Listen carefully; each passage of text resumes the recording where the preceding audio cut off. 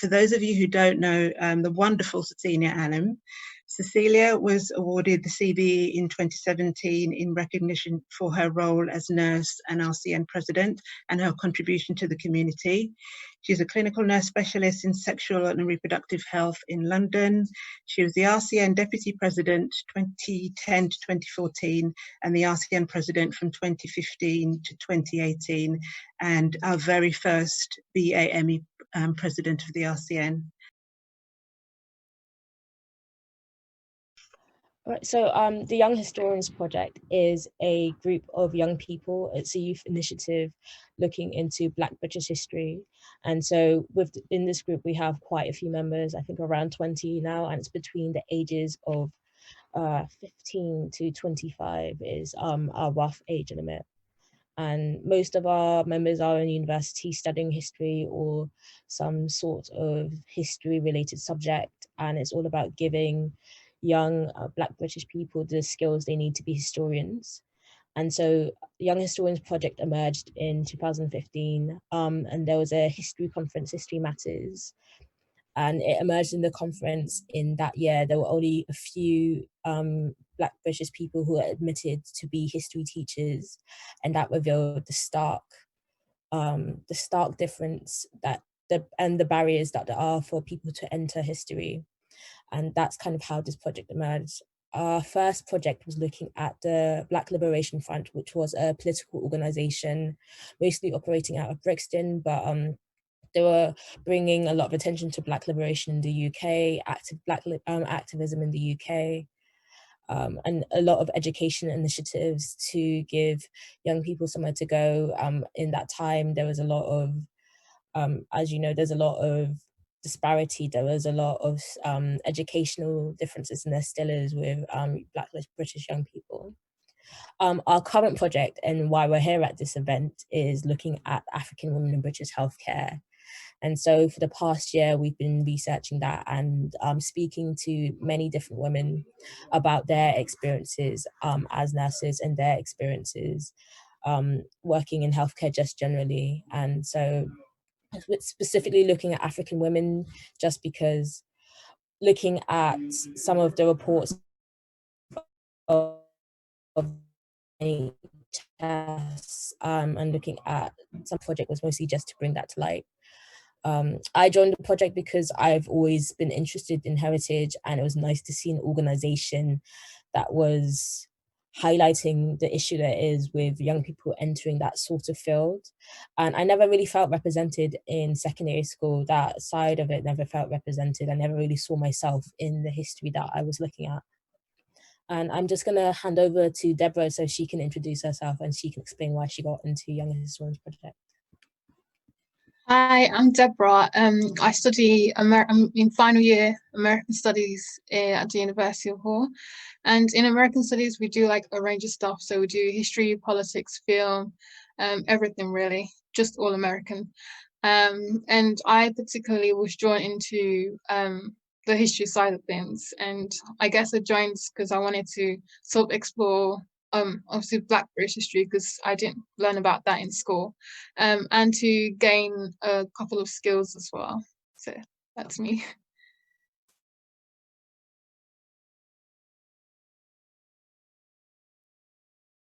Thank you for joining us, and I think you're going to enjoy this evening, and you will take some lessons back home with you and into your workplaces.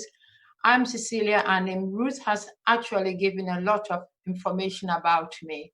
So I will not dilute the good things she said. I will only say I'm very happy to be here with you. Thank you.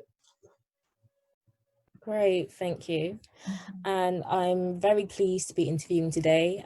That's something we've already done before, and I'm grateful for the chance to do it again and hear some of your stories again, Cecilia. So just to start off, could you tell us more about when you arrived in the UK and under what circumstances? Okay, I arrived in the UK in 1972, a long time ago. And at that time, I was a midwife in Ghana. So I decided to come in to extend my learning and learn more about nursing in the UK, in another country. So December 1972, I arrived to continue my nursing education. And I ended up in Hull Royal Infirmary, where I stayed to do my nursing.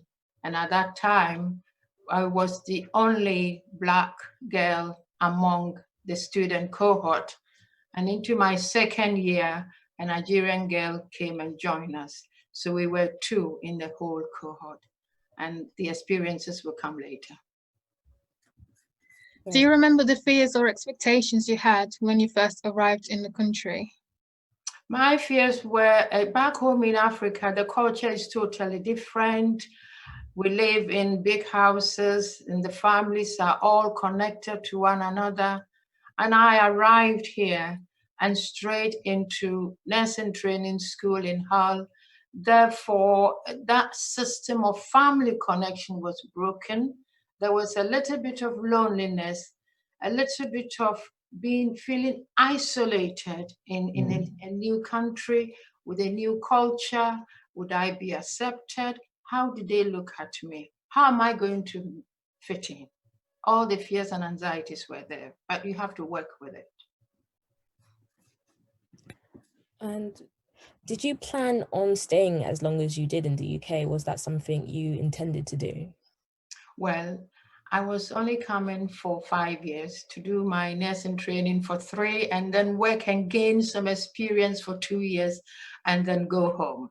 And that was 44 years ago. Before I qualified, I met my husband and the rest is history. Great, So thank we you. stayed on. Have you experienced serious discrimination in your career or in general? I wouldn't say zero discrimination. There has been issues of discrimination.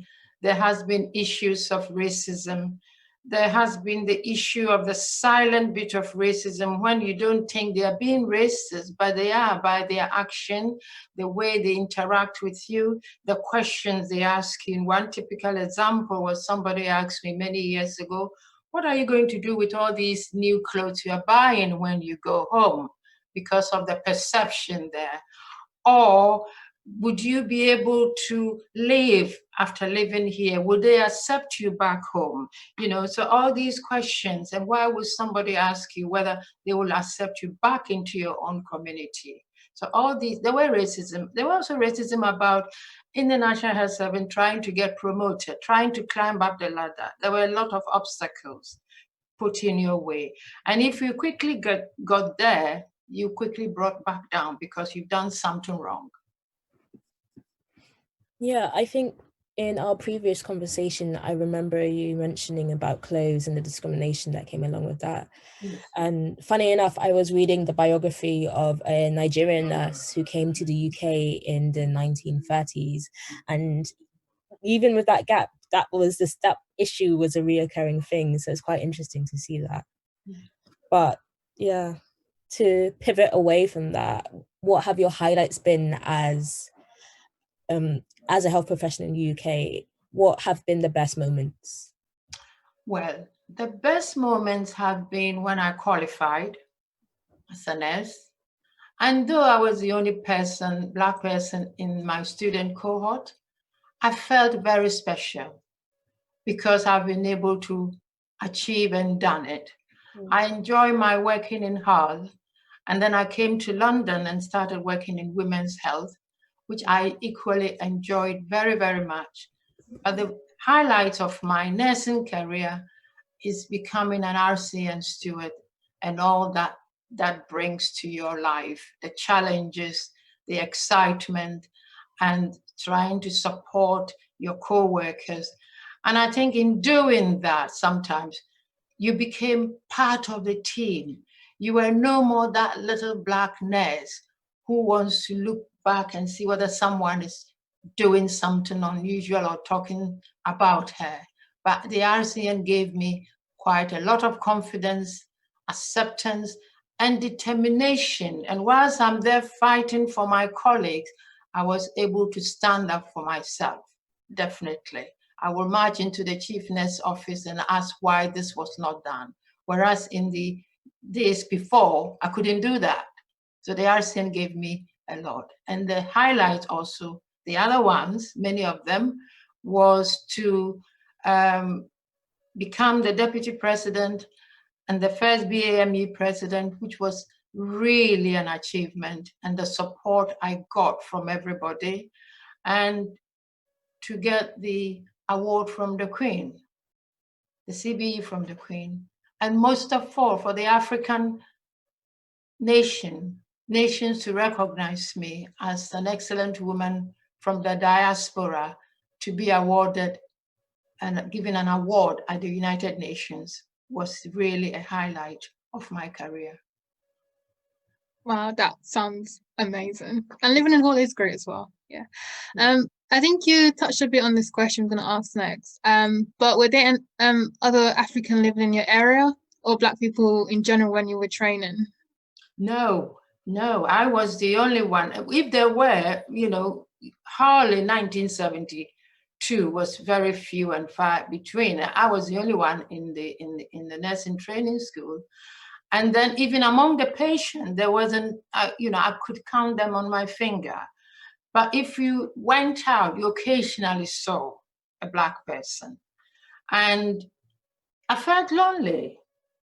So I never used to go out often. I spent most of the time in the nursing training, mixing with my colleagues and all that, but not to go out and look for anything. And then Mrs. Brown at the post office adopted me partially, so I could have lunch every Sunday in their house. So I only walk across the road and stay with them on Sundays.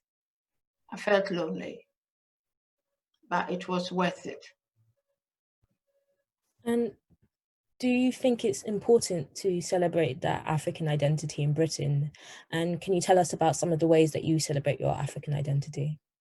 Well, I think it's very, very important, and especially to give something back to our young ones, especially those ones who have never been back to Africa. They were born here like my own children.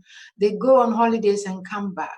But if that period, the gap between going back to Ghana on holidays and coming back is not filled with the Africanization of our daily lives, like eating the food, talking to them about our culture, and trying to let them live the life that we led in Africa, because our parents were very strict, but it was with that strictness. And I try to instill that into my own children. We celebrate Ghana Independence Day, and my daughter-in-law is an Irish girl, and on Independence Day this year, though we were having the lockdown, she brought my granddaughter dressed up in Ghanaian flag, you know, and so we did a Zoom, and I was so ashamed because I was wearing a suit that day, and that was my granddaughter wearing a Ghanaian flag. So, you know, you got to really live the African life. Be proud of who you are, because the culture in this country is changing. We are all enjoying each other's culture. We are all sharing in each other's culture, and we are all talking about each other's culture. And that must not be lost. No, as someone of Ghanaian descent, it's really inspirational to see someone who's worked really hard to get to your position. And I've seen all the pictures of you in your wonderful clothes and celebrating Ghanaian heritage, and so that's really beautiful to see. Yes, I love it. And I mean, when I became president and deputy president or whatever, the kente cloths I have been wearing over the past 8 years, I think I'm going to make a jumbo sale for that, because there are so many. And normally you wouldn't wear kente cloths unusually, but I prefer to portray that culture. And I lived in my kente cloths. And I lived that my colleague accepted me. Recently, I went to a meeting last December, and I put on a suit. And a member of the RCN came to me and said, I am disappointed at you. I came because of you. Why are you wearing a suit? And I felt so ashamed. And I promised her I will never go out without my Ghanaian attire, even in the coldest winter. Wow, incredible. So do you have any advice for other health professionals? Well, my advice is to if you're in the health profession, you don't look at your color and say, because I'm Black, because I'm this. You look at what you can do to make a difference to that patient or the person you are caring for. You need to look at what you can do best for them, and in so doing, believing in yourself. And if you don't want anything or you think something is going wrong, speak up. Do not be afraid, because the truth sometimes hurts, but it's the only way to stay positive. So believe in yourself, and if you know where you are going, don't let anyone stop you. As President Obama said, when you fall, dust yourself and keep running until you achieve your objective. It's very important. We need to build courage into our young ones. Despite the fact that the changes with Black Lives Matter and everything, we need to build courage into them and make them feel proud of who they are, not what somebody else wants them to be. Beautiful, thank you. And thank you for that wonderful advice. I think that's all the questions we have time for now, but I hope everyone really enjoyed that and learning a bit more about Cecilia and how she came to the UK and what she did there. Thank you. Thank you very much indeed, Debrah and Kaitlene. You're very inspirational yourselves, and thank you very, very much indeed, Cecilia.